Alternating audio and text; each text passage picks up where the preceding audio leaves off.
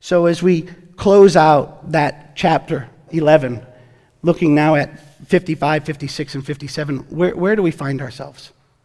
We find ourselves having to deal with the fact that there is a miracle in Lazarus, there is a mixed multitude in the crowd, and there are murderers, all of which would claim the same God. All of which would say, theoretically, they're on the same team. And one of the things Jesus is doing is showing us that's not true. And he's dividing the crowd. What we're going to see now is a celebration of Christ from his followers for what he has already done. And isn't this the message of the gospel? Right? We don't celebrate what we're doing. We don't celebrate what we have. We celebrate what Christ has done. We know that Jesus is now going back to where his glory has been seen. Do you remember in chapter 11, Jesus says, I told you that you would see my glory here. So he's coming back to the platform where his glory was elevated and illuminated. Back to where he said, I am the resurrection and the life. Back to where he proved it. And now he's going to be with this family and some friends. And they're going to celebrate who he is. Friends, this is our place.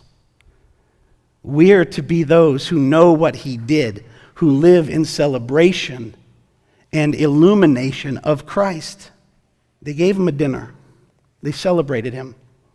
Remember now, the religious establishment, that which their entire culture was centered around. It wasn't like here. You don't like this church, you go to another church, right? You can blindly and just vaguely blend right in. Church.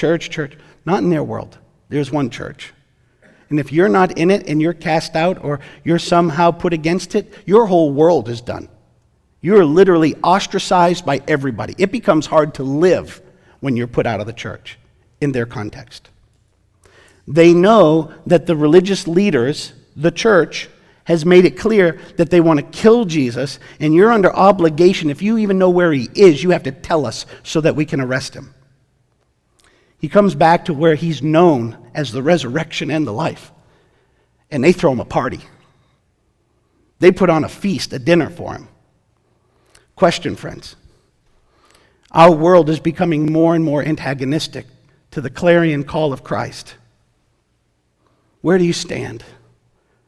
Is your life a celebration of Christ no matter what the world will say or think? Or might you be blending in a little bit? Because to be seen with the prince who wore a crown of thorns might cost you a little bit. Don't lose sight here. Mary, Martha, Lazarus, those that are at this dinner, they're showing that their faith cancels out their fear.